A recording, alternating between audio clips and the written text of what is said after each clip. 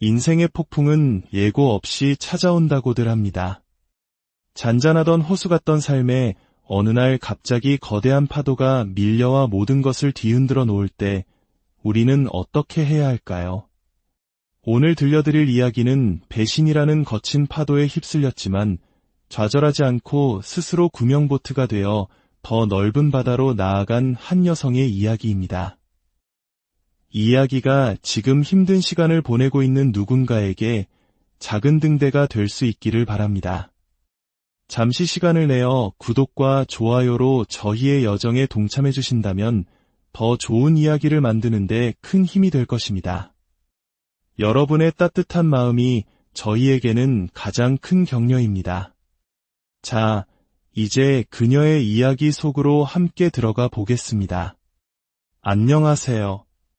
저는 이혼 후 오히려 더 귀한 대접을 받으며 제2의 인생을 살고 있는 30대 후반의 여성입니다. 제 전남편은 다른 여자와 눈이 맞아 정신을 못 차렸고 시댁 식구들은 그런 아들의 편에 서서 저를 나락으로 밀어 넣으려 했습니다. 하지만 인생이란 참 아이러니하죠. 저를 버리고 자기들끼리 행복할 줄 알았던 그들이 이제는 밥 먹듯이 제게 연락하며 애원하고 있습니다. 시부모님은 입버릇처럼 우리 며느리를 찾으며 울고불고 난리도 아닙니다. 있을 때 잘하라는 그 흔한 말이 왜 진리인지 그들은 뼈저리게 느끼고 있을 겁니다. 제가 얼마나 괜찮은 사람이었는지, 자신들이 어떤 복을 걷어찼는지 그땐 미처 몰랐겠죠. 어리석게도 저 하나만 무너뜨리면 모든 것이 뜻대로 될 거라 믿었을 겁니다. 하지만 인생은 그렇게 호락호락하지 않습니다. 결국 그들은 자신들이 파놓은 함정에 스스로 빠져 허우적대고 있고 그때서야 저 없이는 안 된다며 매달리고 있습니다. 정말이지 막장 드라마보다 더한 현실입니다. 제가 어떤 지옥을 견뎌냈는지 그리고 어떻게 지금 이렇게 웃으며 이야기할 수 있게 되었는지 궁금하지 않으신가요? 아마 꽤 흥미로운 이야기가 될 겁니다. 저는 평생 큰 어려움 없이 순탄한 삶을 살아왔습니다. 학창시절에 가장 힘들었던 기억을 굳이 꼽자면 대학 입시를 위해 재수했던 1년 정도가 전부였습니다. 그 시간을 잘 견뎌내고 원하던 대학에 입학했고 즐거운 캠퍼스 생활을 만끽했습니다. 졸업 후에는 누구나 선망하는 직장에 큰 어려움 없이 입사했고 일도 적성에 잘 맞아 하루하루가 즐거웠습니다. 소개팅으로 만난 남편과의 인연 역시 순조로웠습니다.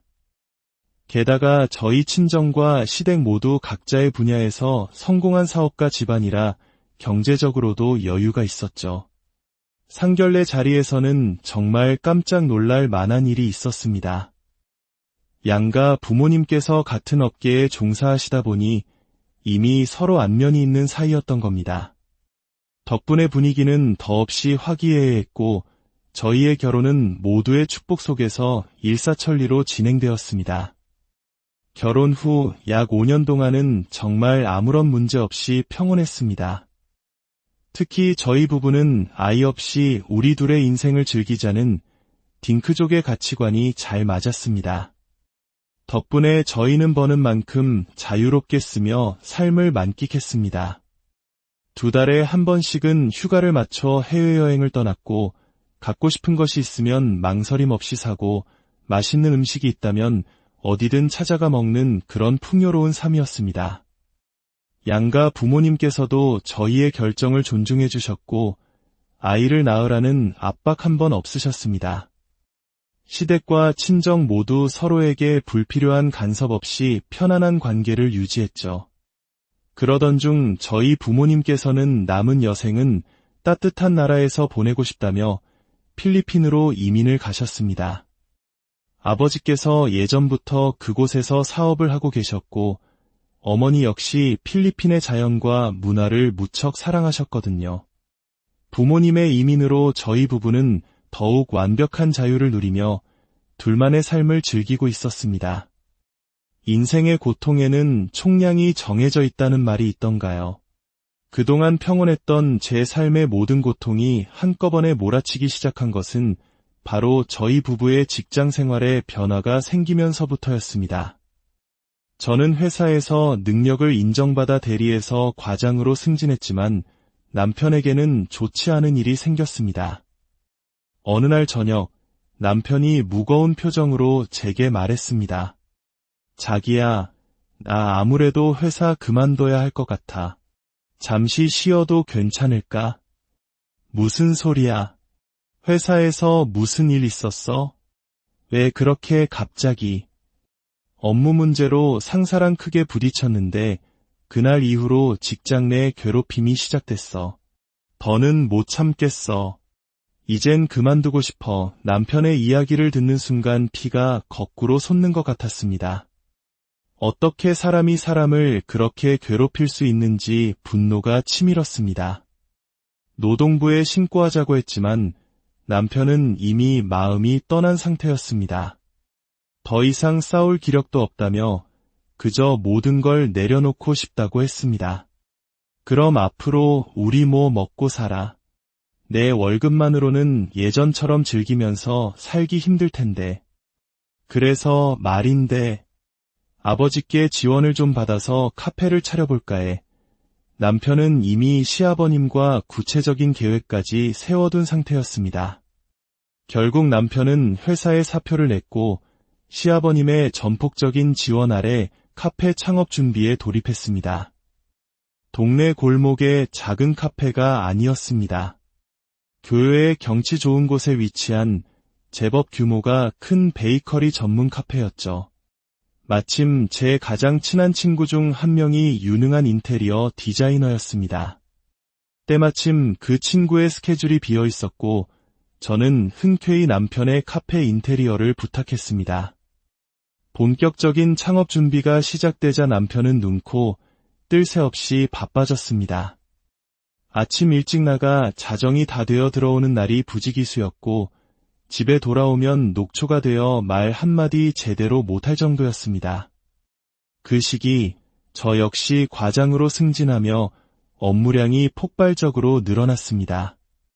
책임져야 할 일도 많아졌고 잦은 회식과 외부 미팅으로 저 역시 매일 파김치가 되어 기가했습니다. 자연스럽게 저희 부부는 서로의 얼굴을 마주하는 시간조차 줄어들었고 대화는 단절되었습니다. 하지만 그때는 그저 우리가 각자의 위치에서 더 나은 미래를 위해 열심히 살아가고 있는 과정이라고 생각했습니다. 이 힘든 시기만 지나면 다시 예전처럼 여유롭고 행복한 날들이 돌아올 거라고 그렇게 믿으며 하루하루를 버텼습니다. 얼마 후 드디어 카페가 완성되었습니다. 남편을 따라 완성된 카페에 가본 저는 입을 다물 수가 없었습니다. 깔끔한 외관과 달리 내부는 완전히 다른 세상이었습니다. 천장이 뻥 뚫린 복층 구조에 벽면 전체가 통유리로 되어 있어 햇살이 쏟아져 들어왔습니다. 조명, 가구, 작은 소품 하나하나까지 남편의 세심한 취향과 친구의 뛰어난 감각이 어우러져 마치 고급 호텔 라운지 같은 분위기를 자아냈습니다. 저는 감탄하며 말했습니다. 우와, 진짜 너무 예쁘다. 나라도 매일 커피 마시러 오겠어. 이러다 곧 SNS 핫플레이스로 뜨는 거 아니야. 두고 봐. 나 정말 이번에 모든 걸 쏟아부었어. 이제 돈 쓸어 담을 일만 남았다고. 내가 제대로 호강시켜 줄게. 남편과 저는 완성된 카페를 바라보며 희망찬 미래를 그렸습니다. 그 순간만큼은 정말 모든 것이 꿈처럼 이루어질 것만 같았습니다. 며칠 뒤 드디어 카페 개업식이 열렸습니다. 저는 제 단짝 친구들을 모두 초대해 함께 축하하는 시간을 가졌습니다. 저를 포함해 4명의 친구들은 학창시절부터 모든 것을 함께 해온 가족보다 더 끈끈한 사이입니다. 그중 한 명은 이번에 인테리어를 맡아준 친구였고 유일한 미혼이었습니다. 나머지 둘은 저처럼 결혼한 유부녀였죠. 유부녀 셋이 모이면 늘 화제의 중심은 미혼인 친구의 연애사였습니다. 인테리어를 해준 그 친구는 외모가 정말 눈부시게 아름다웠습니다. 뚜렷한 이목구비에 완벽한 몸매까지 남자들이 가만둘 리 없는 스타일이었죠. 하지만 연애할 때는 꽤나 까칠하고 도도한 이른바 나쁜 여자 스타일이라 남자들이 더 애를 태우고 했습니다. 그 친구의 스펙터클한 연애 이야기를 듣는 것이 저희의 큰 즐거움이었습니다. 미영아, 요즘 만나는 사람 없어? 내 연애 얘기 좀 풀어봐. 아줌마 되니까 남들 연애 얘기가 제일 재밌더라. 친구들의 성화에 미영이가 수줍게 웃으며 말했습니다. 있긴 한데 아직 사귀는 건 아니고 썸 타는 중이라 좀 더 지켜봐야 해. 나중에 확실해지면 다 얘기해 줄게. 바로 그때 미영이의 핸드폰이 울렸습니다. 무심코 화면을 본 제 눈이 휘둥그레졌습니다. 발신자 이름이 내 사랑, 그리고 하트 이모티콘으로 저장되어 있었기 때문입니다. 썸 타는 사이라면서 내 사랑이라니. 게다가 그 도도한 친구가 누군가를 그렇게 다정하게 저장해 놓은 것은 처음 보는 일이었습니다. 야, 이게 무슨 썸이야. 완전 사귀는 거네. 빨리 얘기해봐. 저희 셋은 난리가 났습니다. 지금 당장 그 남자를 여기로 불러보라며 짓궂게 놀려댔죠. 하지만 친구는 그가 낯을 많이 가린다며 손사래를 쳤습니다. 그날 남편은 제 친구들이 돌아갈 때 각자에게 예쁜 케이크를 하나씩 포장해 주었습니다. 친구들은 그런 남편을 보며 내가 남편 하나는 정말 잘 만났다며 부러워했고, 저는 세상을 다 가진 것처럼 행복했습니다. 그 무렵 필리핀에 계신 부모님께 이 모든 소식을 전했습니다. 시댁에서 큰돈을 지원해 남편이 멋진 카페를 열었다는 이야기에 저희 부모님께서도 가만히 계시지 않았습니다. 시댁에 신세만 질 수 없다 생각하셨는지 어느 날 저희에게 엄청난 선물을 주셨습니다. 바로 부모님 소유의 펜트하우스였습니다. 세입자를 내보내고 제 앞으로 명의까지 이전해 주신 겁니다. 남편의 성공적인 창업에 이어 꿈에 그리던 펜트하우스로의 이사까지. 정말 좋은 일이 연달아 터졌습니다. 창밖으로 펼쳐진 야경을 보며 남편과 샴페인을 마시던 그 순간 저는 세상의 주인공이 된 것 같았습니다. 새 집으로 이사한 기념으로 당연히 친구들을 초대해 집들이를 했습니다. 그날은 남편도 일부러 일찍 퇴근했고 저희 다섯은 밤늦도록 와인을 마시며 웃고 떠들었습니다. 유부녀인 두 친구는 남편들이 데리러 와서 돌아갔고 저는 밤이 너무 늦어 미혼인 인테리어 친구 미영이에게 게스트룸에서 자고 가라고 했습니다. 저도 그날은 너무 피곤해서 씻자마자 침대에 누워 깊이 잠이 들었습니다. 다음 날 미영이가 아침 일찍 출근해야 한다는 말이 생각나 해장국이라도 끓여주고 싶은 마음에 새벽 5시에 눈을 떴습니다. 그런데 이상했습니다. 제 옆에 있어야 할 남편이 보이지 않았습니다. 물 마시러 나갔나 싶어 거실로 나가봤지만 남편은 없었습니다. 집안은 고요한데 어딘가에서 아주 미세한 소리가 들려왔습니다. 불길한 예감에 휩싸여 조심스럽게 소리가 나는 곳으로 발걸음을 옮겼습니다. 그곳은 바로 미영이가 자고 있는 게스트룸이었습니다. 살짝 열린 문틈으로 저는 제 인생에서 가장 끔찍하고 믿고 싶지 않은 광경을 목격하고 말았습니다. 문도 잠그지 않은 채 제 남편과 제 가장 친한 친구가 한 침대에서 뒤엉켜 있었습니다. 순간 세상이 무너져 내리는 것 같았습니다. 머릿속이 하얘지면서 아무 생각도 할 수 없었습니다. 아, 그래서 내 사랑이었구나. 그 내 사랑이 바로 내 남편이었구나. 수많은 남자를 만나면서도 시큰둥했던 친구가 처음으로 진심을 보인 상대가 하필이면 내 남자였구나. 온몸이 부들부들 떨렸지만 이상하게도 정신은 점점 더 또렷해졌습니다. 저는 방으로 들어가 불을 켰고 두 사람을 거실로 끌어냈습니다. 옷을 주섬주섬 챙겨 입고 나온 두 사람은 제 앞에 무릎을 꿇었습니다. 미안해. 정말 미안해. 술에 취해서 나도 모르게. 내가 정말 죽을 죄를 지었어. 한 번만 용서해줘. 역겨운 변명이었습니다. 저는 그 자리에서 두 사람의 핸드폰을 빼앗아 모든 문자 메시지와 사진들을 제 폰으로 전송했습니다. 그리고 친구에게는 당장 내 집에서 나가라고 소리쳤습니다.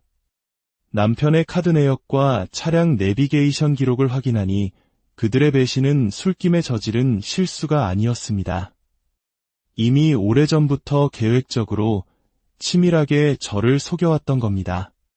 남편은 계속해서 무릎을 꿇고 빌었습니다.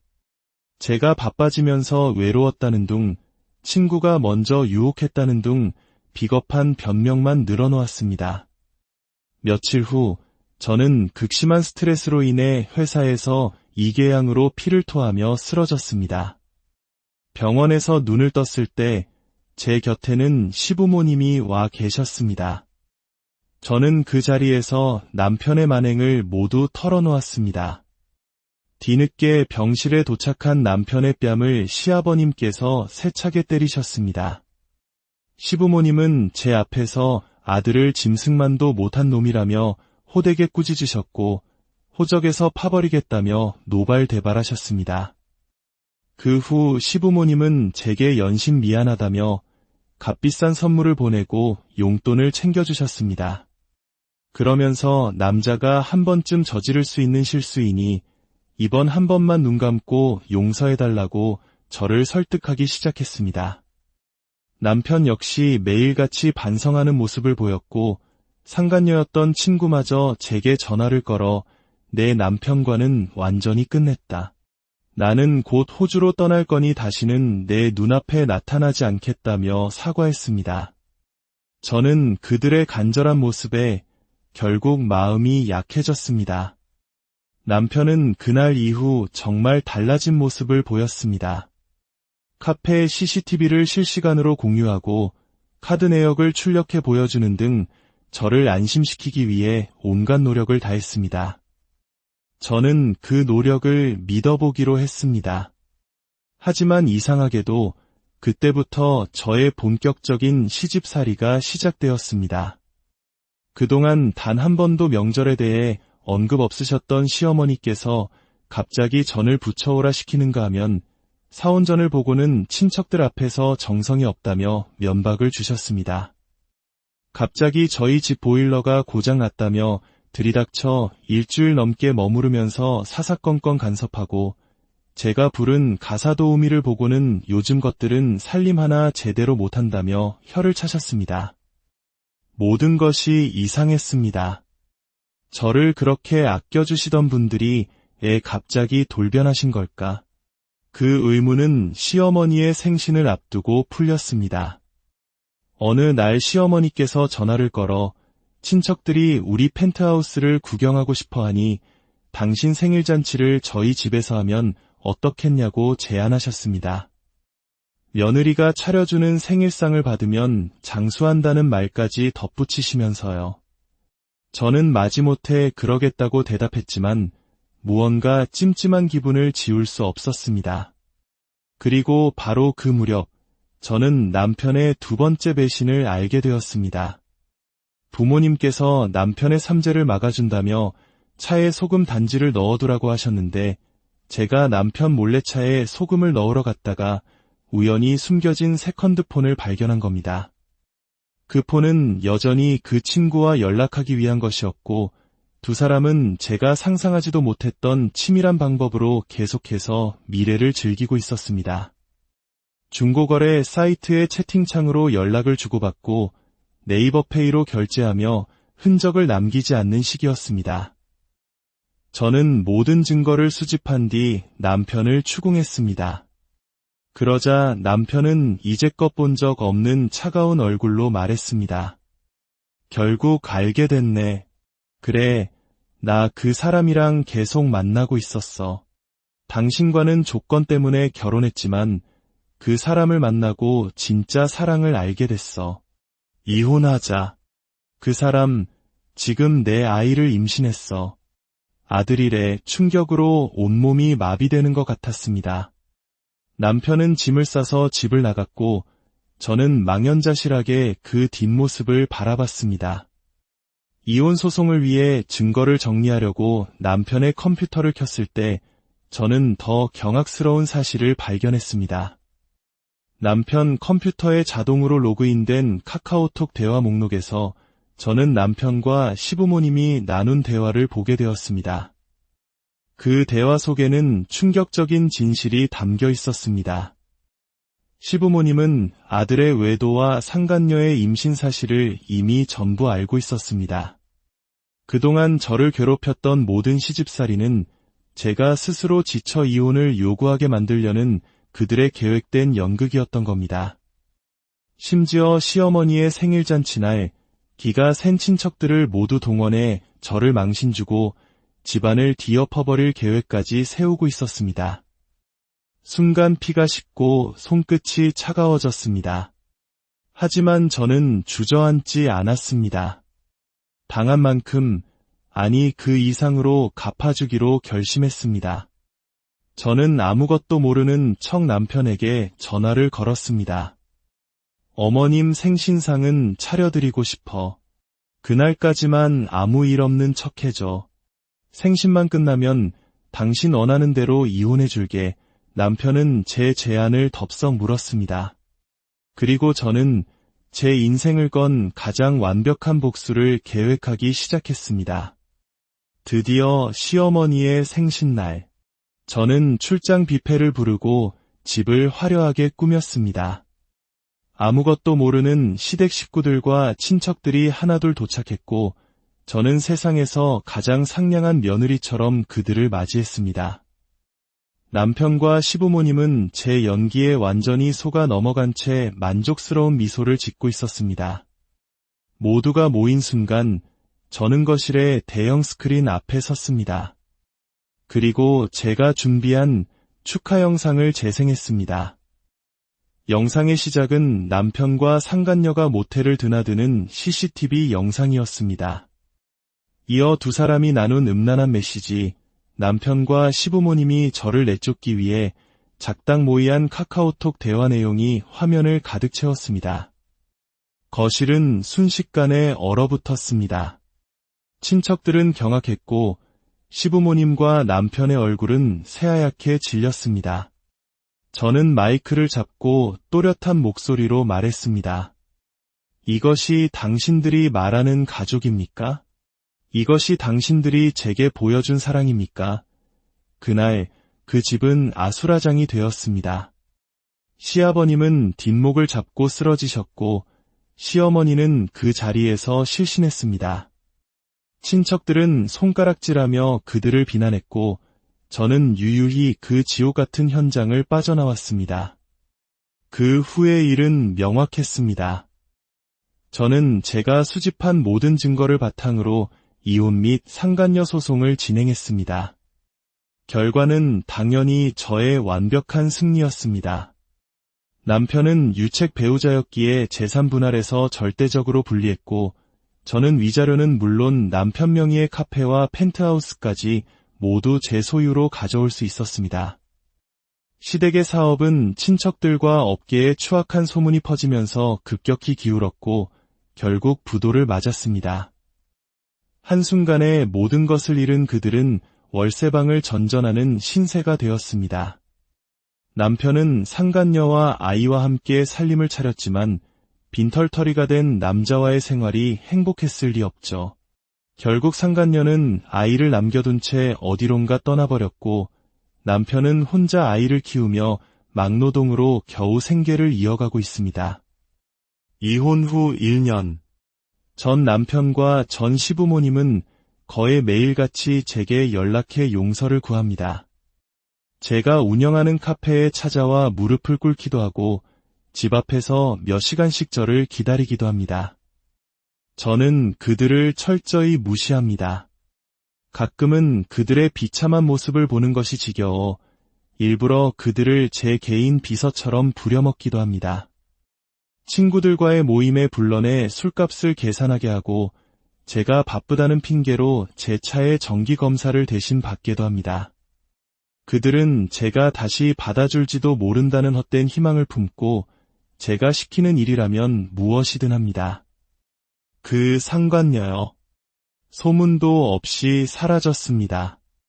저희와 어울렸던 모든 친구들이 그녀에게 등을 돌렸고 더러운 여자라며 손절했습니다. 아마 지금쯤 어딘가에서 사람들 눈을 피해 숨어 살고 있겠죠. 스스로 선택한 길이니 그 모든 외로움과 후회는 온전히 자신의 몫일 겁니다. 저는 이제 완벽히 제 삶을 되찾았습니다. 결혼 생활 때문에 포기했던 것들을 다시 시작하며 오롯이 저 자신에게 집중하는 삶을 살고 있습니다. 사람들은 제게 묻습니다. 후련하냐고, 모든 것을 용서했냐고. 아니요, 용서하지 않았습니다. 다만 복수는 할 만큼 했다고 생각할 뿐입니다. 저는 그들이 다시는 누구도 함부로 무시하거나 짓밟지 못하도록 제가 할 수 있는 모든 것을 했습니다. 그리고 이제는 그 지긋지긋한 복수 노름도 끝내려 합니다. 제 인생은 소중하니까요. 복수가 끝났으니 이제는 제 행복을 시작할 시간입니다. 여러분, 저의 새로운 인생을 응원해 주시겠어요? 인생이라는 긴 여정에서 우리는 때로 넘어지고 상처받습니다. 하지만 중요한 것은 넘어진 자리에 주저앉아 있는 것이 아니라 흙을 털고 일어나 다시 걸어 나아가는 용기입니다. 여러분의 삶에도 혹독한 겨울이 찾아오더라도 그 끝에는 반드시 따스한 봄이 기다리고 있음을 잊지 마십시오. 인생의 폭풍은 예고 없이 찾아온다고들 합니다. 잔잔하던 호수 같던 삶에 어느 날 갑자기 거대한 파도가 밀려와 모든 것을 뒤흔들어 놓을 때 우리는 어떻게 해야 할까요? 오늘 들려드릴 이야기는 배신이라는 거친 파도에 휩쓸렸지만 좌절하지 않고 스스로 구명보트가 되어 더 넓은 바다로 나아간 한 여성의 이야기입니다. 이 이야기가 지금 힘든 시간을 보내고 있는 누군가에게 작은 등대가 될 수 있기를 바랍니다. 잠시 시간을 내어 구독과 좋아요로 저희의 여정에 동참해 주신다면 더 좋은 이야기를 만드는데 큰 힘이 될 것입니다. 여러분의 따뜻한 마음이 저희에게는 가장 큰 격려입니다. 자, 이제 그녀의 이야기 속으로 함께 들어가 보겠습니다. 안녕하세요. 저는 이혼 후 오히려 더 귀한 대접을 받으며 제2의 인생을 살고 있는 30대 후반의 여성입니다. 제 전남편은 다른 여자와 눈이 맞아 정신을 못 차렸고 시댁 식구들은 그런 아들의 편에 서서 저를 나락으로 밀어 넣으려 했습니다. 하지만 인생이란 참 아이러니하죠. 저를 버리고 자기들끼리 행복할 줄 알았던 그들이 이제는 밥 먹듯이 제게 연락하며 애원하고 있습니다. 시부모님은 입버릇처럼 우리 며느리를 찾으며 울고불고 난리도 아닙니다. 있을 때 잘하라는 그 흔한 말이 왜 진리인지 그들은 뼈저리게 느끼고 있을 겁니다. 제가 얼마나 괜찮은 사람이었는지, 자신들이 어떤 복을 걷어찼는지 그땐 미처 몰랐겠죠. 어리석게도 저 하나만 무너뜨리면 모든 것이 뜻대로 될 거라 믿었을 겁니다. 하지만 인생은 그렇게 호락호락하지 않습니다. 결국 그들은 자신들이 파놓은 함정에 스스로 빠져 허우적대고 있고 그때서야 저 없이는 안 된다며 매달리고 있습니다. 정말이지 막장 드라마보다 더한 현실입니다. 제가 어떤 지옥을 견뎌냈는지 그리고 어떻게 지금 이렇게 웃으며 이야기할 수 있게 되었는지 궁금하지 않으신가요? 아마 꽤 흥미로운 이야기가 될 겁니다. 저는 평생 큰 어려움 없이 순탄한 삶을 살아왔습니다. 학창시절에 가장 힘들었던 기억을 굳이 꼽자면 대학 입시를 위해 재수했던 1년 정도가 전부였습니다. 그 시간을 잘 견뎌내고 원하던 대학에 입학했고 즐거운 캠퍼스 생활을 만끽했습니다. 졸업 후에는 누구나 선망하는 직장에 큰 어려움 없이 입사했고 일도 적성에 잘 맞아 하루하루가 즐거웠습니다. 소개팅으로 만난 남편과의 인연 역시 순조로웠습니다. 게다가 저희 친정과 시댁 모두 각자의 분야에서 성공한 사업가 집안이라 경제적으로도 여유가 있었죠. 상견례 자리에서는 정말 깜짝 놀랄 만한 일이 있었습니다. 양가 부모님께서 같은 업계에 종사하시다 보니 이미 서로 안면이 있는 사이였던 겁니다. 덕분에 분위기는 더없이 화기애애했고 저희의 결혼은 모두의 축복 속에서 일사천리로 진행되었습니다. 결혼 후 약 5년 동안은 정말 아무런 문제 없이 평온했습니다. 특히 저희 부부는 아이 없이 우리 둘의 인생을 즐기자는 딩크족의 가치관이 잘 맞았습니다. 덕분에 저희는 버는 만큼 자유롭게 쓰며 삶을 만끽했습니다. 2달에 한 번씩은 휴가를 맞춰 해외여행을 떠났고 갖고 싶은 것이 있으면 망설임 없이 사고 맛있는 음식이 있다면 어디든 찾아가 먹는 그런 풍요로운 삶이었습니다. 양가 부모님께서도 저희의 결정을 존중해 주셨고 아이를 낳으라는 압박 한 번 없으셨습니다. 시댁과 친정 모두 서로에게 불필요한 간섭 없이 편안한 관계를 유지했죠. 그러던 중 저희 부모님께서는 남은 여생은 따뜻한 나라에서 보내고 싶다며 필리핀으로 이민을 가셨습니다. 아버지께서 예전부터 그곳에서 사업을 하고 계셨고 어머니 역시 필리핀의 자연과 문화를 무척 사랑하셨거든요. 부모님의 이민으로 저희 부부는 더욱 완벽한 자유를 누리며 둘만의 삶을 즐기고 있었습니다. 인생의 고통에는 총량이 정해져 있다는 말이 있던가요? 그동안 평온했던 제 삶의 모든 고통이 한꺼번에 몰아치기 시작한 것은 바로 저희 부부의 직장 생활에 변화가 생기면서부터였습니다. 저는 회사에서 능력을 인정받아 대리에서 과장으로 승진했지만 남편에게는 좋지 않은 일이 생겼습니다. 어느 날 저녁 남편이 무거운 표정으로 제게 말했습니다. 자기야, 나 아무래도 회사 그만둬야 할 것 같아. 잠시 쉬어도 괜찮을까? 무슨 소리야? 회사에서 무슨 일 있었어? 왜 그렇게 갑자기? 업무 문제로 상사랑 크게 부딪혔는데 그날 이후로 직장 내 괴롭힘이 시작됐어. 더는 못 참겠어. 이젠 그만두고 싶어. 남편의 이야기를 듣는 순간 피가 거꾸로 솟는 것 같았습니다. 어떻게 사람이 사람을 그렇게 괴롭힐 수 있는지 분노가 치밀었습니다. 노동부에 신고하자고 했지만 남편은 이미 마음이 떠난 상태였습니다. 더 이상 싸울 기력도 없다며 그저 모든 걸 내려놓고 싶다고 했습니다. 그럼 앞으로 우리 뭐 먹고 살아. 내 월급만으로는 예전처럼 즐기면서 살기 힘들 텐데.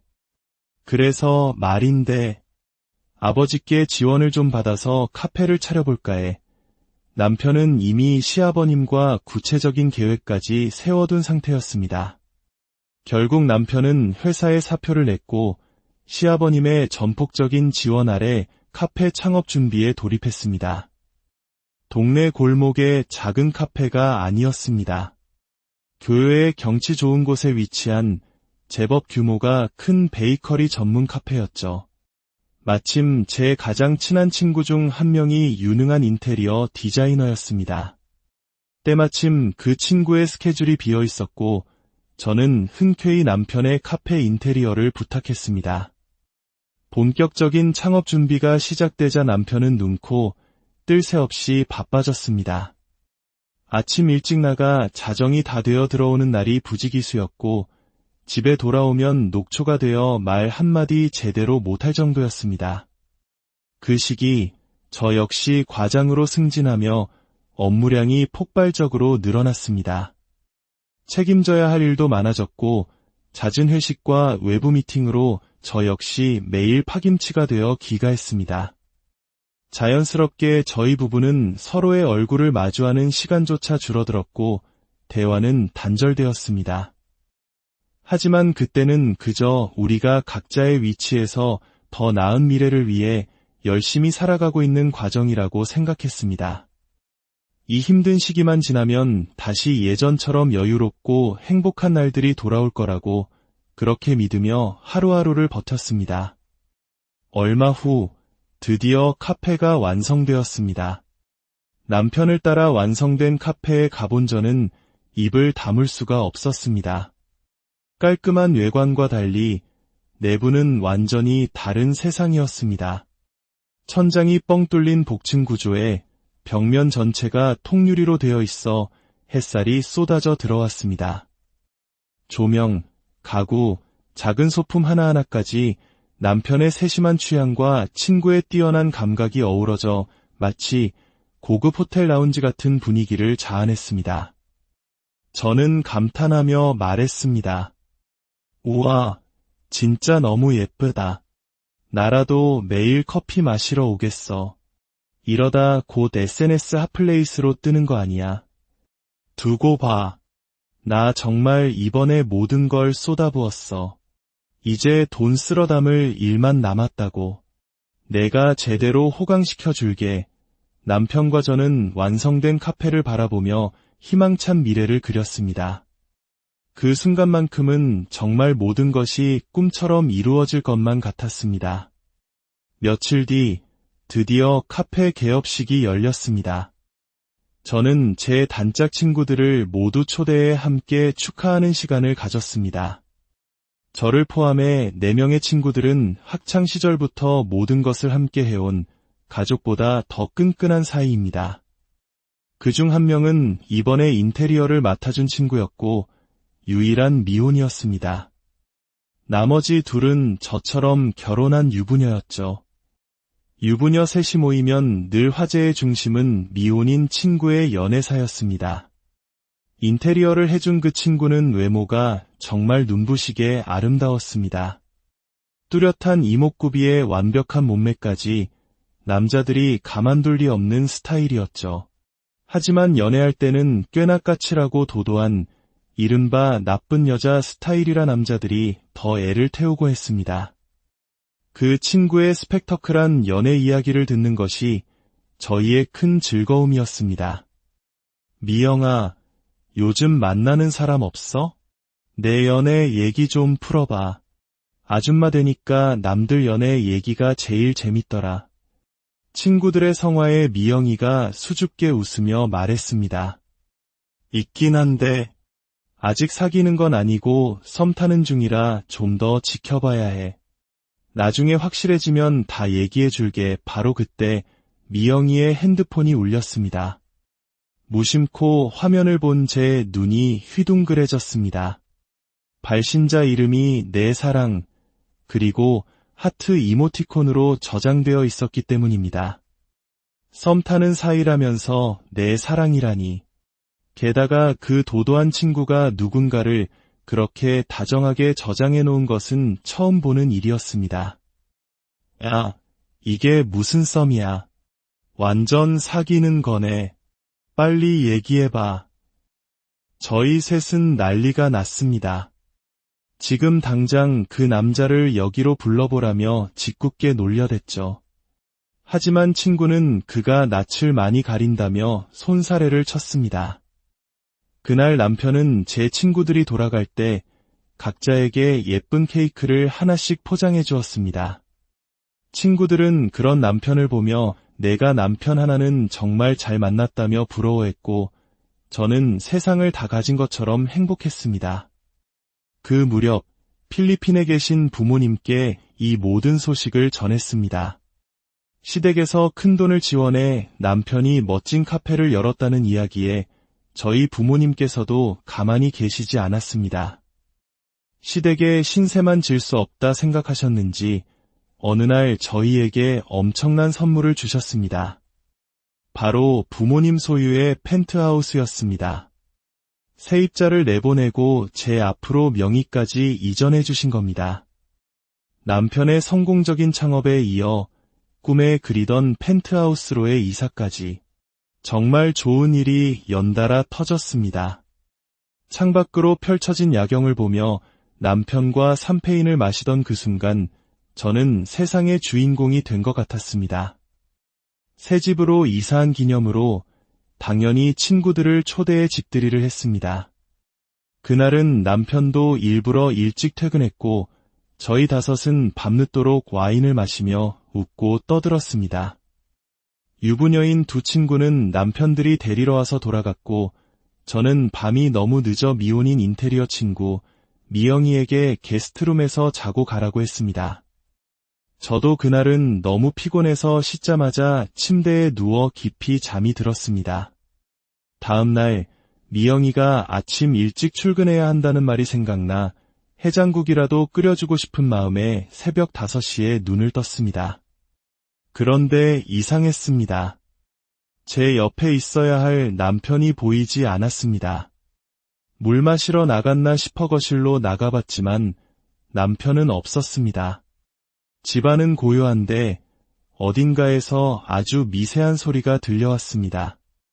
불길한 예감에 휩싸여 조심스럽게 소리가 나는 곳으로 발걸음을 옮겼습니다. 그곳은 바로 미영이가 자고 있는 게스트룸이었습니다.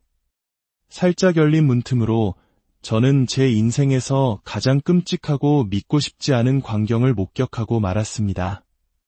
문도 잠그지 않은 채 제 남편과 제 가장 친한 친구가 한 침대에서 뒤엉켜 있었습니다. 순간 세상이 무너져 내리는 것 같았습니다. 머릿속이 하얘지면서 아무 생각도 할 수 없었습니다. 아, 그래서 내 사랑이었구나. 그 내 사랑이 바로 내 남편이었구나. 수많은 남자를 만나면서도 시큰둥했던 친구가 처음으로 진심을 보인 상대가 하필이면 내 남자였구나. 온몸이 부들부들 떨렸지만 이상하게도 정신은 점점 더 또렷해졌습니다. 저는 방으로 들어가 불을 켰고 두 사람을 거실로 끌어냈습니다. 옷을 주섬주섬 챙겨 입고 나온 두 사람은 제 앞에 무릎을 꿇었습니다. 미안해. 정말 미안해. 술에 취해서 나도 모르게. 내가 정말 죽을 죄를 지었어. 한 번만 용서해줘. 역겨운 변명이었습니다. 저는 그 자리에서 두 사람의 핸드폰을 빼앗아 모든 문자 메시지와 사진들을 제 폰으로 전송했습니다. 그리고 친구에게는 당장 내 집에서 나가라고 소리쳤습니다. 남편의 카드 내역과 차량 내비게이션 기록을 확인하니 그들의 배신은 술김에 저지른 실수가 아니었습니다. 이미 오래전부터 계획적으로 치밀하게 저를 속여왔던 겁니다. 남편은 계속해서 무릎을 꿇고 빌었습니다. 제가 바빠지면서 외로웠다는 둥, 친구가 먼저 유혹했다는 둥 비겁한 변명만 늘어놓았습니다. 며칠 후 저는 극심한 스트레스로 인해 회사에서 이계양으로 피를 토하며 쓰러졌습니다. 병원에서 눈을 떴을 때 제 곁에는 시부모님이 와 계셨습니다. 저는 그 자리에서 남편의 만행을 모두 털어놓았습니다. 뒤늦게 병실에 도착한 남편의 뺨을 시아버님께서 세차게 때리셨습니다. 시부모님은 제 앞에서 아들을 짐승만도 못한 놈이라며 호되게 꾸짖으셨고 호적에서 파버리겠다며 노발대발하셨습니다. 그 후 시부모님은 제게 연신 미안하다며 값비싼 선물을 보내고 용돈을 챙겨주셨습니다. 그러면서 남자가 한 번쯤 저지를 수 있는 실수이니 이번 한 번만 눈 감고 용서해달라고 저를 설득하기 시작했습니다. 남편 역시 매일같이 반성하는 모습을 보였고 상간녀였던 친구마저 제게 전화를 걸어 내 남편과는 완전히 끝냈다. 나는 곧 호주로 떠날 거니 다시는 내 눈앞에 나타나지 않겠다며 사과했습니다. 저는 그들의 간절한 모습에 결국 마음이 약해졌습니다. 남편은 그날 이후 정말 달라진 모습을 보였습니다. 카페에 CCTV를 실시간으로 공유하고 카드 내역을 출력해 보여주는 등 저를 안심시키기 위해 온갖 노력을 다했습니다. 저는 그 노력을 믿어보기로 했습니다. 하지만 이상하게도 그때부터 저의 본격적인 시집살이가 시작되었습니다. 그동안 단 한 번도 명절에 대해 언급 없으셨던 시어머니께서 갑자기 전을 부쳐오라 시키는가 하면 사온전을 보고는 친척들 앞에서 정성이 없다며 면박을 주셨습니다. 갑자기 저희 집 보일러가 고장났다며 들이닥쳐 일주일 넘게 머무르면서 사사건건 간섭하고 제가 부른 가사도우미를 보고는 요즘 것들은 살림 하나 제대로 못한다며 혀를 차셨습니다. 모든 것이 이상했습니다. 저를 그렇게 아껴주시던 분들이 갑자기 돌변하신 걸까? 그 의문은 시어머니의 생신을 앞두고 풀렸습니다. 어느 날 시어머니께서 전화를 걸어 친척들이 우리 펜트하우스를 구경하고 싶어 하니 당신 생일잔치를 저희 집에서 하면 어떻겠냐고 제안하셨습니다. 며느리가 차려주는 생일상을 받으면 장수한다는 말까지 덧붙이시면서요. 저는 마지못해 그러겠다고 대답했지만 무언가 찜찜한 기분을 지울 수 없었습니다. 그리고 바로 그 무렵 저는 남편의 두 번째 배신을 알게 되었습니다. 부모님께서 남편의 삼재를 막아준다며 차에 소금 단지를 넣어두라고 하셨는데 제가 남편 몰래차에 소금을 넣으러 갔다가 우연히 숨겨진 세컨드폰을 발견한 겁니다. 그 폰은 여전히 그 친구와 연락하기 위한 것이었고 두 사람은 제가 상상하지도 못했던 치밀한 방법으로 계속해서 미래를 즐기고 있었습니다. 중고거래 사이트의 채팅창으로 연락을 주고받고 네이버페이로 결제하며 흔적을 남기지 않는 시기였습니다. 저는 모든 증거를 수집한 뒤 남편을 추궁했습니다. 그러자 남편은 이제껏 본 적 없는 차가운 얼굴로 말했습니다. 결국 알게 됐네. 그래, 나 그 사람이랑 계속 만나고 있었어. 당신과는 조건 때문에 결혼했지만 그 사람을 만나고 진짜 사랑을 알게 됐어. 이혼하자. 그 사람 지금 내 아이를 임신했어. 아들이래. 충격으로 온몸이 마비되는 것 같았습니다. 남편은 짐을 싸서 집을 나갔고 저는 망연자실하게 그 뒷모습을 바라봤습니다. 이혼 소송을 위해 증거를 정리하려고 남편의 컴퓨터를 켰을 때 저는 더 경악스러운 사실을 발견했습니다. 남편 컴퓨터에 자동으로 로그인된 카카오톡 대화 목록에서 저는 남편과 시부모님이 나눈 대화를 보게 되었습니다. 그 대화 속에는 충격적인 진실이 담겨 있었습니다. 시부모님은 아들의 외도와 상간녀의 임신 사실을 이미 전부 알고 있었습니다. 그동안 저를 괴롭혔던 모든 시집살이는 제가 스스로 지쳐 이혼을 요구하게 만들려는 그들의 계획된 연극이었던 겁니다. 심지어 시어머니의 생일잔치날 기가 센 친척들을 모두 동원해 저를 망신주고 집안을 뒤엎어버릴 계획까지 세우고 있었습니다. 순간 피가 식고 손끝이 차가워졌습니다. 하지만 저는 주저앉지 않았습니다. 당한 만큼, 아니 그 이상으로 갚아주기로 결심했습니다. 저는 아무것도 모르는 척 남편에게 전화를 걸었습니다. 어머님 생신상은 차려드리고 싶어. 그날까지만 아무 일 없는 척 해줘. 생신만 끝나면 당신 원하는 대로 이혼해줄게.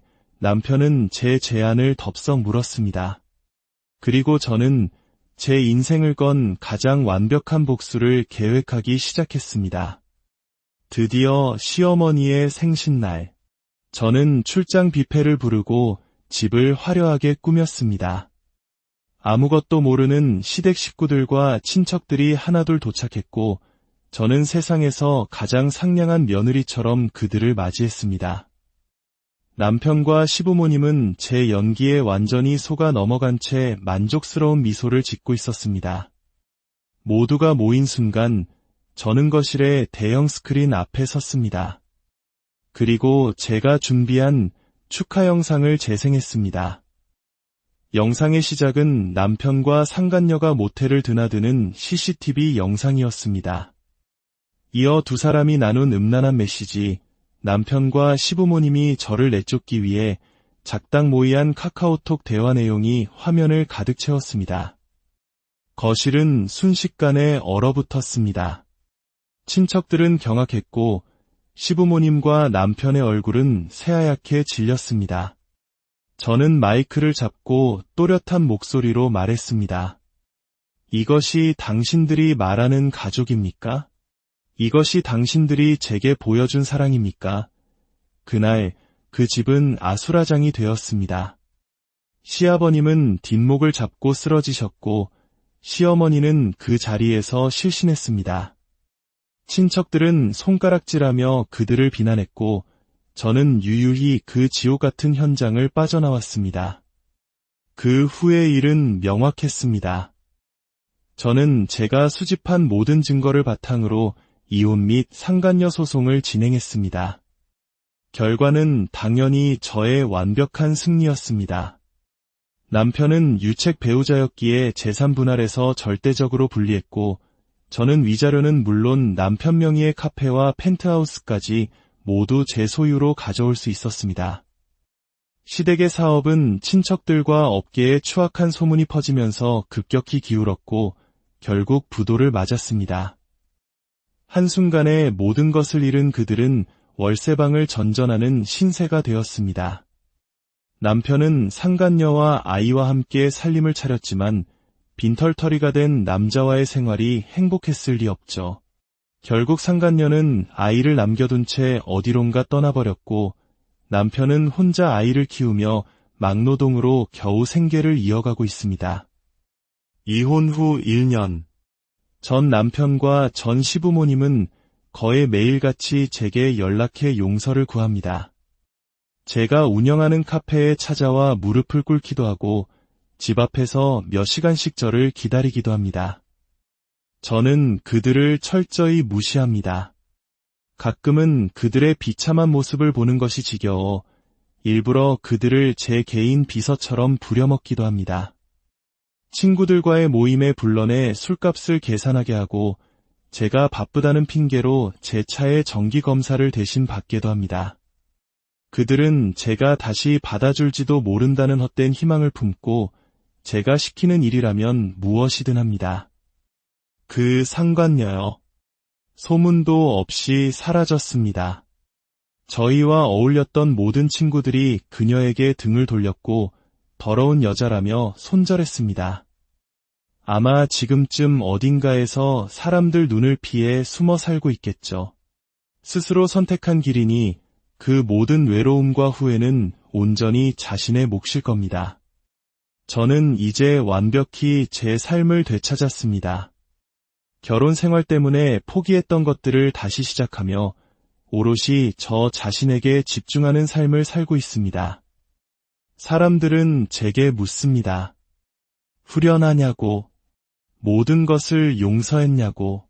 아니요, 용서하지 않았습니다.